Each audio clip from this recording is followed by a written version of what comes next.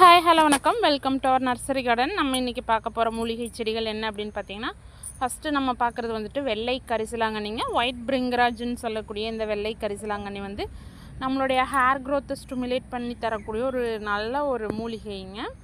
இதில் வந்து நம்ம சமைக்கிறதுக்காகவும் யூஸ் பண்ணி நம்ம சமைச்சு சாப்பிட்லாம்.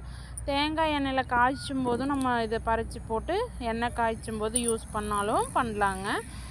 உள்ளே நம்ம எடுத்துக்கிறது வந்துட்டு ஒரு லிமிட்டேஜாக எடுத்துக்கணுங்க, லிமிட்டு டோசேஜாக எடுத்துக்கணுங்க. இது வந்து அதிகமாக யூஸ் பண்ணும்போது அது ஒரு சைடு எஃபெக்டை கொண்டு வந்துடுங்க. அதனால் வந்துட்டு ஒரு லிமிட்டாக ஒரு நாளைக்கு ஒரு 10-15 இலைகள் 10 இலைகளுக்குள்ளே எடுத்துக்கிட்டாலே அது நம்மளுக்கு டெய்லி எடுத்துக்கக்கூடாதுங்க. ஆல்டர்னேட்டிவ் டேஸ் 1 டேஸ் விட்டு 1 டே அந்த மாதிரி எடுத்துக்கணுங்க.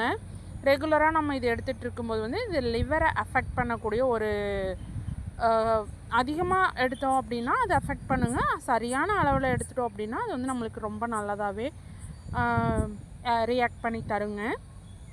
இது வந்து நம்மளுக்கு முடி வளர்ச்சியை தூண்டி தரதுக்கு வந்துட்டு நம்ம எண்ணெய் காய்ச்சும் போது இதை நல்லா அரைச்சி, இல்லைனா சும்மா பச்சையாகவே அதை அப்படியே கூட சேர்த்து அரைச்சி வச்சுக்கலாங்க.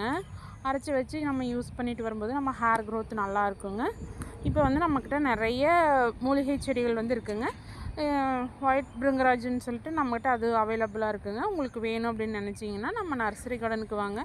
நம்ம நர்சரி கார்டன் எங்கே இருக்குது அப்படின்னு பார்த்தீங்கன்னா, பல்லடம் குடும்பல்பேட் மெயின் ரோடு செஞ்சேரிப்புத்தூரில் ப்ளேஸ் ஆகிருக்குங்க.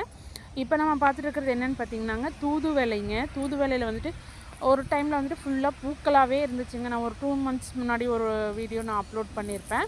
அதில் பார்த்திங்கன்னா ரொம்ப பூக்களாகவே இருந்துச்சுங்க. அந்த பூக்கள் எல்லாமே இப்போ செடி ஃபுல்லாக பழங்களாகவே மாறி இருக்குங்க. செடி ஃபுல்லாக பார்க்குறக்கே அவ்வளோ அழகாக இருக்குங்க. ரெட்டிஷாக பார்க்கவே அவ்வளோ அழகாக இருக்குங்க. ஃபுல்லாக விதைகள் தாங்க. ஒரு சில பூக்கள் இருக்குங்க இன்னுமே. ஆனால் செடி ஃபுல்லாக பழங்களாகவே வச்சுருக்குங்க. உங்களுக்கு தூதுவளை வேணும்னாலுமே நம்மக்கிட்ட அவைலபிளாக இருக்குங்க. இந்த மாதிரி மூலிகைகள் எல்லாமே நம்ம யூஸ் பண்ணும்போது நம்மளுக்கு இயற்கையான எந்த ஒரு சைடு எஃபெக்டும் இல்லாமல் நம்ம ஹெல்த்தை வந்து நம்ம மெயின்டைன் பண்ணுற மாதிரி இந்த மாதிரிலாம் யூஸ் பண்ணலாங்க. நம்ம பாரம்பரியத்தில் வந்து இதெல்லாமே ரொம்ப ஒரு நல்ல மூலிகைகளாக வந்து இந்த சித்தர்கள் பாடலில் வந்து சொல்லியிருப்பாங்க. அதனால் இது நம்ம நல்லா யூஸ் பண்ணலாங்க. இதனால் எதுவும் நம்மளுக்கு சைடு எஃபெக்ட்ஸ் வராதுங்க.